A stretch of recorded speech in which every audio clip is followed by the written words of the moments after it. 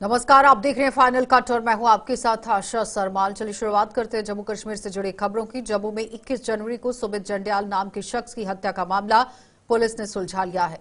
Police के मुताबिक इस हत्या में 13 लोग शामिल थे, जिनमें से 11 को गिरफ्तार कर लिया गया। 2 अभी भी फरार हैं, जिन्हें जल्द धर दबोच लिया जाएगा।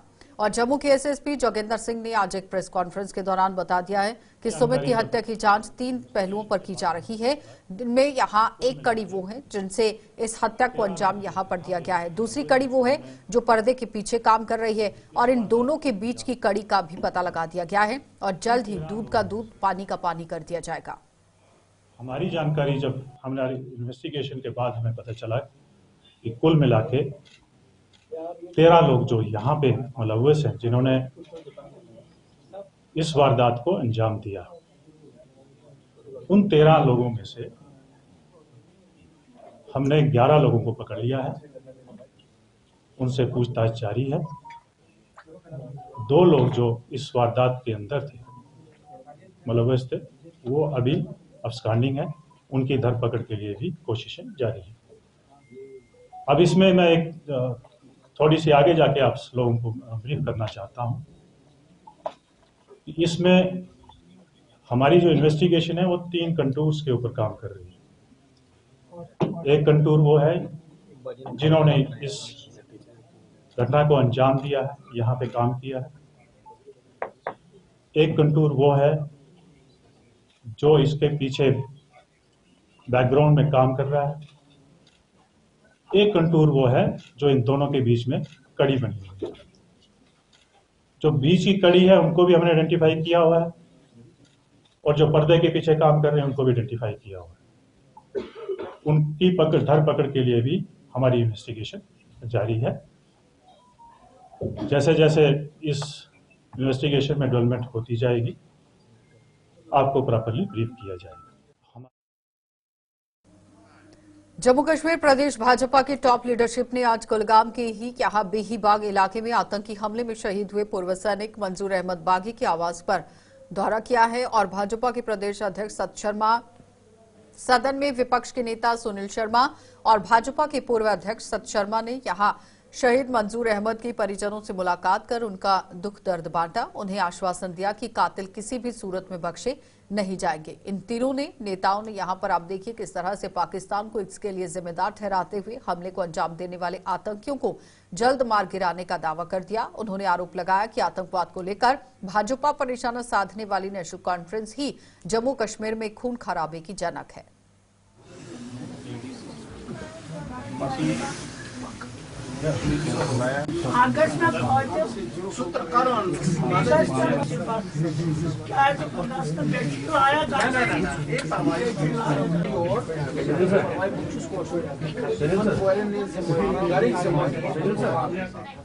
अमित शाह साहब सोचने स्पेशली गरन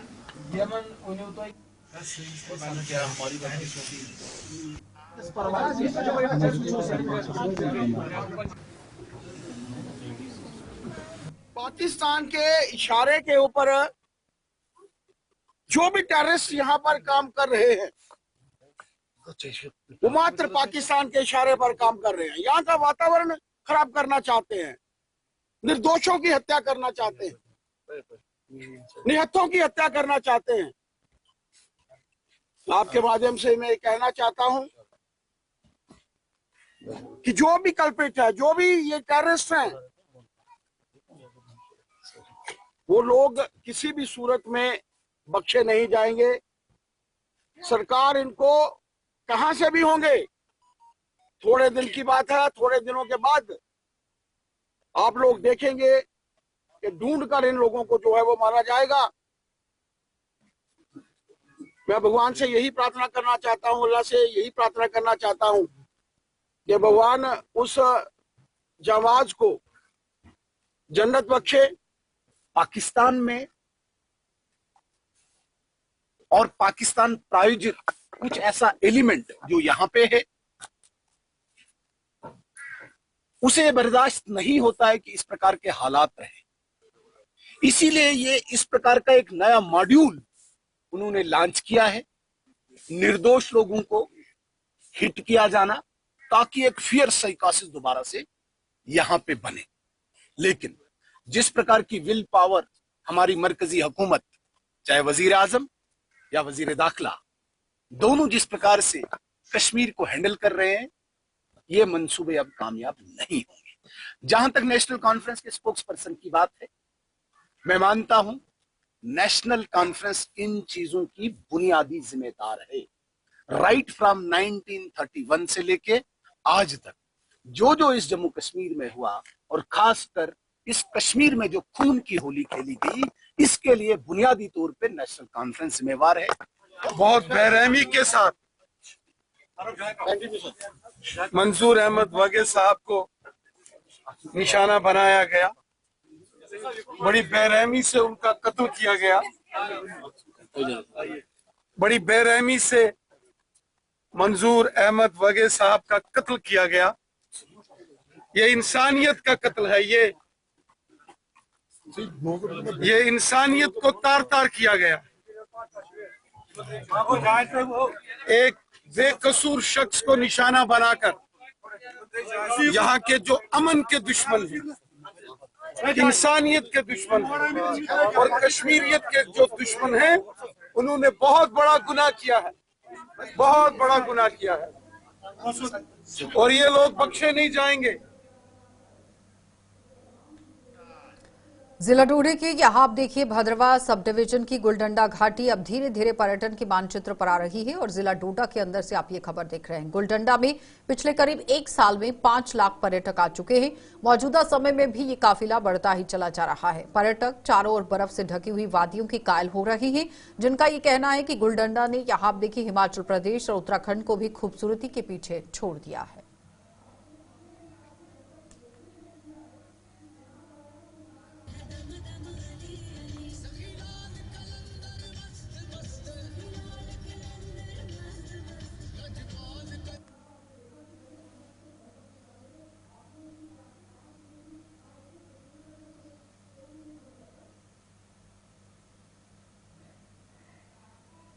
और हम लोग यहाँ गिल्ली डंडा आए थे बर्फबारी देखने के लिए, क्योंकि आजकल उधमपुर में तो बर्फ हो नहीं रही है, तो हमने सोचा यहाँ बर्फ देखने आएंगे। और हम आए, इतनी खूबसूरत बर्फ आप मेरे पीछे देख ही सकते हैं। और हम रास्ते में चल ही रहे थे कि रास्ता इतना जमा हुआ था कि हमको पीछे पलटना पड़ा। रास्ते में ब्लैक आइस भी थी, जिससे कुछ कुछ गाड़ियां फंस गई थी, लेकिन सबको मजा बिल्कुल आया। आप देख सकते हैं, अब हम यहाँ पे कैंपिंग भी करेंगे, रात भर यहीं रहेंगे और नज़ारे के मजे लेंगे। और हमारा दोस्त है, उसके घर में शादी थी भाई की, तो हमने कहा कि हम हिल स्टेशन घूमेंगे। और हम गए उधमपुर, वहां पे बर्फ थी नहीं, because of global warming, global बर्फ ही नहीं आ रही है वहां पे। तो हमने कहा बर्फ में तो घूमना ही है ना, इतना दूर आ गए, इतना ऊपर आ गए। तो आप देखो यहाँ पे इतनी ज्यादा बर्फ पड़ी है, इतनी भारी मात्रा में बर्फ पड़ी है कि हम तो धंस गए बर्फ में, हमारे इतना इतना पैर घुसे हैं बर्फ में। अकेले या 2-3 लोगों में बिल्कुल मजा नहीं आएगा। 10-20 लोग आए, 2-3 गाड़ियां भर के आए स्नोबॉल फाइट करें, पूरा फेंके बर्फ एक दूसरे को, पूरी जी जान आके मजे करें। वो जो लाइफ की टेंशन होती है ना, पूरी काम में, पढ़ाई में, एग्जाम देने में, सारी खत्म करो, यहाँ पर आओ, खेलो और जितना मजा करना है करो। बहुत ज्यादा खूबसूरत। मैं हिल स्टेशन में बहुत बार जा चुका हूँ, उत्तराखंड में, हिमाचल में, औली जा चुका हूँ, मैं अभी तक जा चुका हूँ, लेकिन इस एरिया को आप देखो, इतनी अच्छी हवा, वहाँ पे पोल्यूशन इतना ज्यादा है, वहाँ पे एयर पोल्यूशन कितना ज्यादा है, यहाँ पे इतनी फ्रेश हवा है कि मतलब सांस मेरे खुल गई है, मेरे लंग्स अच्छे। और भद्रवाह फर्स्ट बार ही आया हूँ, और गुल्ली डंडा भी इधर फर्स्ट बार ही आया हूँ मैं, और बहुत अच्छा मुझे ये स्पोर्ट्स लगा, और देखने के लिए बहुत अच्छी जगह लगी। और बर्फबारी भी बहुत ज़्यादा हुई है इधर, पता चला कि कल रात की भी इधर हुई है, लेकिन बहुत अच्छा लगा मुझे इधर आके। जो लोग मतलब बाहर जाते हैं घूमने के लिए, वो मैं तो यही चाहता हूँ वो इधर आए और इधर के मजे लें, नज़ारे। बिश्नाह विधानसभा के विधायक की जिम्मेदारी मिलने के बाद राजीव भगत की अध्यक्षता में अरनिया में आज पहला जनता दरबार लगाया गया। इस जनता दरबार में विधायक ने कई लोगों की समस्याएं सुनी, जिनमें कुछ का हल मौके पर कर दिया गया, जबकि अन्य समस्याओं का हल यहां पर संबंधित अधिकारियों को दिशा निर्देश दिए हैं करने के लिए।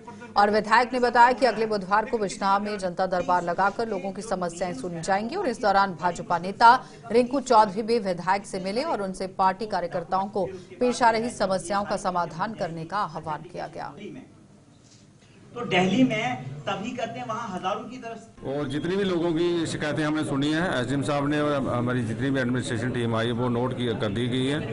और मैं अपनी जनता को जो आश्वासन दिलाता हूँ, विद इन मंथ जिनकी भी जो ग्रीवेंसेस आई हुई हैं उनका जो हल, जब नेक्स्ट जो जनता दरबार लगेगा उससे पहले इनको जो उनका हल जो निकाल दिया जाएगा। बाकी मैं आम जनता से अपील भी करूंगा, आपकी कोई भी कोई प्रॉब्लम, जेन्युइन प्रॉब्लम है, वो मेरे को फ़ोन करके भी बता सकते हैं। हमारे जो एडमिनिस्ट्रेशन वाले डिपार्टमेंट सारे अच्छा काम कर रहे हैं और ईमानदारी से काम कर रहे हैं। आप किसी को लगता है कि कोई करप्शन को आपसे कोई डिमांड करता है, कोई ऐसी कोई प्रॉब्लम आती है, आप हमसे कंटैक्ट कर सकते हैं, उसके खिलाफ सख्त से सख्त कार्रवाई की जाएगी। ऐसे हवा में जो बातें कर दी जाती हैं, फलाना ऐसे कर रहा है, ऐसे कर रहा है, वो बात ऐसे नहीं चलेगी। मैं आपको बताना चाहूँगा, जो नेक्स्ट हमारा जनता दरबार वो बुधवार, अगले बुधवार बिश्नाह में लगाया जाएगा। वो आज ही मैं एसडीएम साहब को इसकी में बता दिया हुआ है। बाकी नेक्स्ट जो दरबार में जो कोई भी आपकी कोई प्रॉब्लम कोई रह गई है वो आप मेरे को फ़ोन पे बता सकते हैं। वो अगले महीने में जब हम इसको कंक्लूड करेंगे तो इससे सारे काम जो हो जाए। 2 एमपी से लेकर 3 बार सरकार बन गई है, ये सिर्फ कार्यकर्ताओं की वजह से।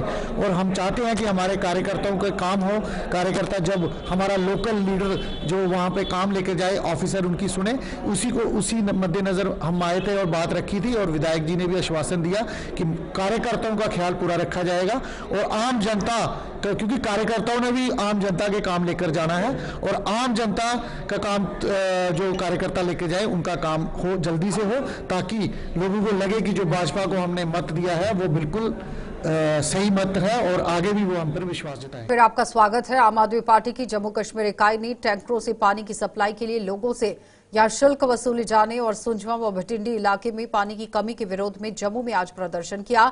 आम आदमी पार्टी के नेता सफीर चौधरी ने इस प्रदर्शन की अगुवाई करते हुए कहा कि बिजली और पानी जैसी बुनियादी सुविधाओं के लिए लोगों को दरबदर होना पड़ रहा है और सरकार इसका हल निकालने की बजाय जनता पर आर्थिक बोझ डाल रहा है। और आपको बताते चले कि सरकार जनता पर बोझ डाल रही है, इस तरह से बड़ी बात कही गई। लेकिन चौधरी ने चेतावनी दी है कि अगर इस समस्या का हल नहीं निकला तो सुंझवा और भटिंडी के लोग सड़कों पर उतरने को मजबूर हो जाएंगे। देखिए, आज का प्रोटेस्ट हमने इसलिए रखा था कि भाई एक तो सरकार ने एक ऐसा फैसला निकाला है जिसका भाई कल तक जो वाटर टैंकर यहाँ पर किसी को प्रोवाइड किया था फ्री ऑफ कास्ट, आज उसका 600 रुपये का चार्ज रखा है। इन्होंने बाकायदा ऑर्डर निकाला है और कह रहे हैं ऐप से बुक करो, आप 600 रुपये पे करो तो आपके घर पानी आएगा, अदरवाइज पानी नहीं आएगा। पानी, बिजली और ये छोटी जो सुविधाएं हैं ये लोगों का फंडामेंटल राइट है। आप किसी का फंडामेंटल राइट किसी तरीके से कैसे हानि पहुंचा सकते हैं उसको? उसके लिए आज का प्रोटेस्ट रखा और हम आपकी विशाल से चेतावनी देना चाहते हैं कि खासकर सुंझवा भटिंडी के अंदर पिछले 2 महीने से पानी की सप्लाई बहाल नहीं की जा रही है। 2-2 महीने लोगों को पानी सप्लाई नहीं आएगी और टैंकर का आप पैसा चार्ज करेंगे तो एक गरीब आदमी जो वो कहाँ से 600 रुपये लाएगा और वो अपने घर में पानी लेके आएगा और अपने बच्चों को पालेगा। इसके लिए आज का प्रोटेस्ट रखा और हम आपकी विशाल से चेतावनी देना चाहते हैं कि अगर इसके ऊपर तुरंत कोई कार्रवाई नहीं होती है तो हम रोडों पर उतरेंगे, रोडों पर बैठेंगे पूरे परिवार को लेके, क्योंकि पानी के बगैर हमारा गुजारा नहीं हो रहा। इसके ऊपर फौरी एक्शन सरकार को करना चाहिए और आपकी विशाल से हम यहाँ के हमारे नई निवाली सरकार और नई निवाली जो चुने हुए हमारे यहाँ के इस टाइम पे कैबिनेट के मंत्री हैं, हम उनसे भी गुहार लगाना चाहते हैं, राणा साहब से गुहार लगाना चाहते हैं कि जनाब ये जम्मू कश्मीर के वासी लोग हैं, ये जम्मू कश्मीर के रहने वाले लोग हैं, इनका फंडामेंटल राइट बनता है, इनका हक बनता है, इनको पानी बिजली दी जाए। और अगर पानी के लिए आप इस तरीके से तरसाओगे। भारतीय जनता पार्टी की प्रदेश इकाई ने जम्मू कश्मीर की हालात के लिए यहां नेशनल कॉन्फ्रेंस और कांग्रेस को जिम्मेदार ठहरा दिया है। भाजपा का कहना है कि भाजपा के कार्यकाल में आतंकवाद में 70% गिरावट आई है और इसके बावजूद नेशनल कॉन्फ्रेंस और कांग्रेस भाजपा पर निशाना साधने से बाज नहीं आ रही है और लगातार आतंकवाद में यहां पर गिरावट आई है। आप साफ देख सकते हैं जिस तरह से आंकड़े भी देखे गए। और भाजपा के प्रवक्ता डॉक्टर अभिजीत जसरोटिया ने यहां जम्मू में आज एक प्रेस कॉन्फ्रेंस को संबोधित करते हुए आरोप लगा दिया।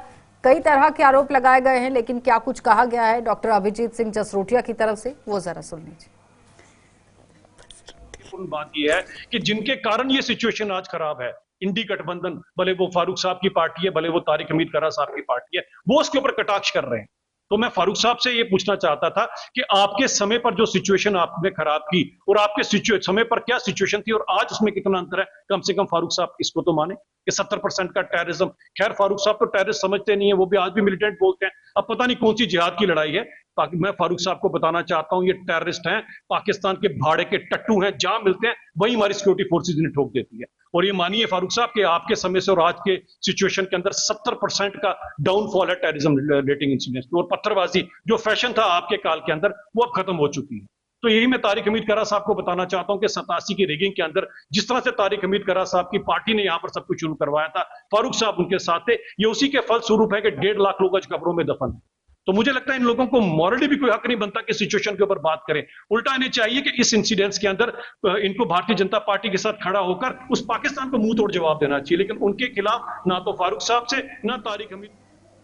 जम्मू नगर निगम द्वारा सड़कों की साफ सफाई के लिए नई मशीनों को लॉन्च किया गया है। इनमें से एक मशीन का उद्घाटन आज छन्नी हिम्मत में बाहू विधानसभा के विधायक विक्रम रंधावा द्वारा जम्मू नगर निगम की कमिश्नर डॉक्टर देवेश यादव के साथ मिलकर किया गया है। देव्यांश यादव यहां पर भी मौजूद थे और इस दौरान विधायक और कमिश्नर ने स्थानीय लोगों के साथ एक बैठक कर सैनिटेशन संबंधी उनकी समस्याएं सुनी और उन्हें जल्द हल करने का आश्वासन दिया।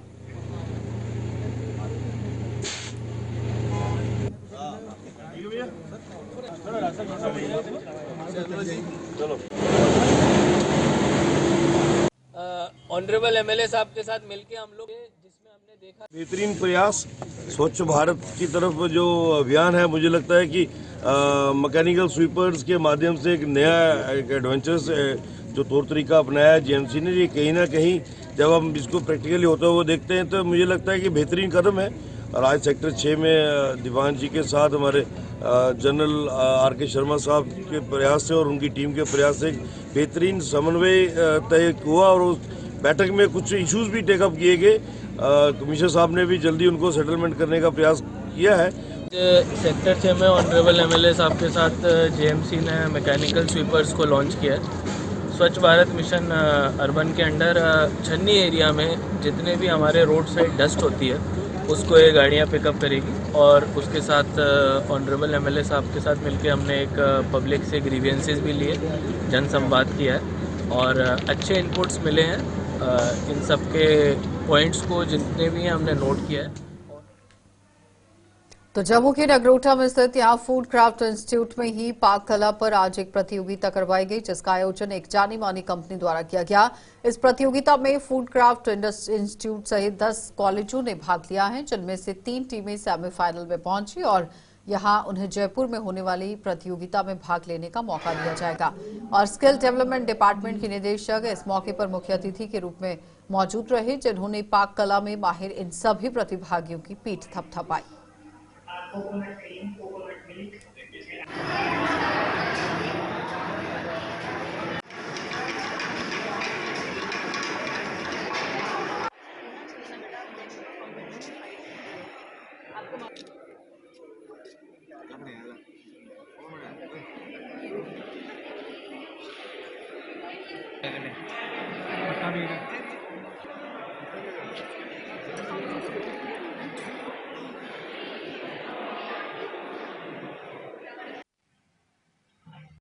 जैसे कि आप जानते हैं, जम्मू कश्मीर के इस फूड क्राफ्ट इंस्टीट्यूट नगरोटा में एक the Hunt for culinary stars करके एक इवेंट ऑर्गेनाइज किया गया, जो बेटर किचन एक कंपनी है, एक मैगजीन भी निकलती है उनकी, और ये कंपनी है जिसने ये कंपटीशन करवाया, जिसमें 41 टीम्स ने पार्टिसिपेट किया और इसमें कुल मिला के 10 कॉलेजेस ने पार्टिसिपेट किया, including food craft institute Nagrota ने। इन टीम्स में से जो भी कुलिनरी स्किल्स के बेसिस पे जो जजेस थे यहाँ हमारे, उन्होंने शॉर्टलिस्ट किया। उनको शॉर्टलिस्ट करने के बाद जो भी यहाँ सेमीफाइनलिस्ट होंगे, तो इसमें से 3 टीम्स निकलेंगी, जिसमें 6 बच्चे आएंगे। उसमें $1000 उनको अवार्ड की तरह दिया जा रहा है। और उसके बाद न केवल इतना ही, पर वो